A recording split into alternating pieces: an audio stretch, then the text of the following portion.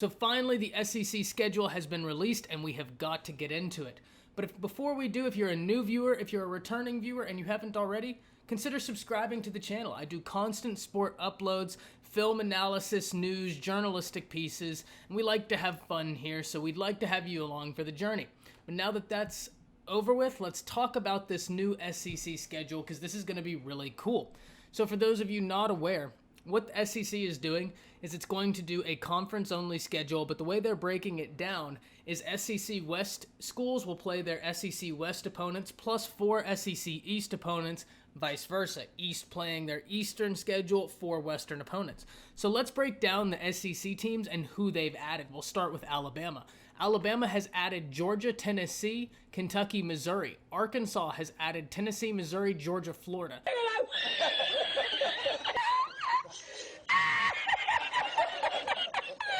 Auburn, Kentucky, Georgia, Tennessee, South Carolina. Florida, LSU, Ole Miss, Arkansas, Texas A&M. Georgia, Auburn, Alabama, Mississippi State, Arkansas.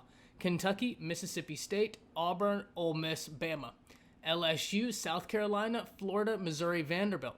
Ole Miss, Florida, Vanderbilt, South Carolina, Kentucky.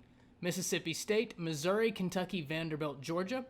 Missouri, Arkansas, Mississippi State, Alabama, LSU, South Carolina, Texas A&M, LSU, Auburn, Ole Miss, Tennessee, Alabama, Arkansas, Texas A&M, Auburn. Texas A&M adds Vanderbilt, South Carolina, Florida, Tennessee, and lastly, Vanderbilt adds Ole Miss, Texas A&M, LSU, and Mississippi State. Now that mouthful is out of the way, we need a moment of silence for our SEC buddy Arkansas, because they draw up the SEC West plus Tennessee, Missouri, Georgia, and Florida. 3 of those East teams are going to be pretty good. Jeremy Pruitt has those Tennessee teams looking better. The recruiting is getting better. And for those of you that remember, Jeremy Pruitt's always been a pretty good defensive coach. He was very blitz happy at Alabama, but it worked out very well with those defenses, and he was very respected amongst the players, so I'm not surprised at all to see him doing some good with Tennessee. But Arkansas is going to get obliterated. Their AD came out the other day and said that this is the hardest schedule in the history of college football. And man, if you look at it, he's not wrong. The top 25 rankings just came out, and we'll talk about those, but that schedule is ridiculous. They might win 2 games because that schedule is a gauntlet.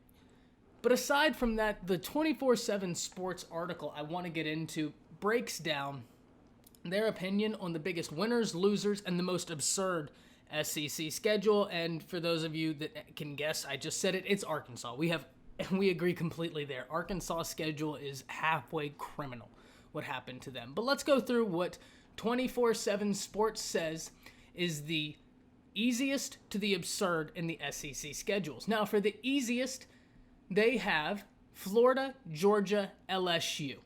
Now, I don't know so much about Georgia and LSU. I guess all things equal, LSU has a pretty easy schedule, but LSU is in the Western Conference, right? And already they draw the West plus South Carolina, Florida.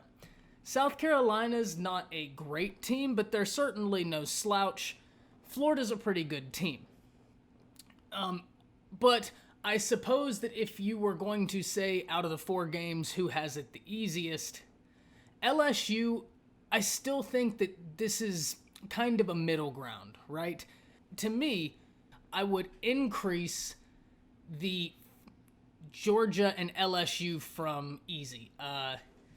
LSU plays in the West, and sure, Georgia, you play in the SEC least, but no doubt you do have to play Auburn, Mississippi State, and Alabama. And y'all remember, I am a little bit higher on Mississippi State than others. I think Mike Leach and KJ Costello are going to do great things, and that's not to mention their incredibly talented running backs.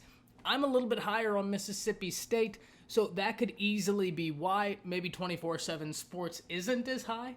There's a reason they put it the way they did. Now, I know in this list, they have light as only Texas A&M.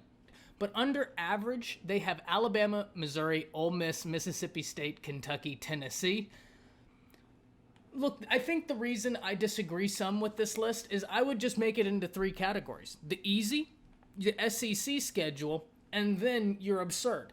To me, the easy, your teams like Florida, or they have a pretty easy out. The only super hard team they play all year is going to be Georgia, LSU. They play those two games. That's not a super great strength of schedule outside of Georgia. And LSU, I mean, no disrespect, but Joe Burrow's gone. Joe Brady's gone. And Ed Ogeron in an interview the other day said that 80% of the plays were called by Steve Esminger as opposed to Joe Brady.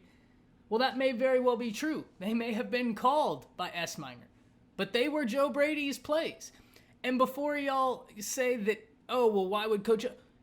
I'll put it to you like this.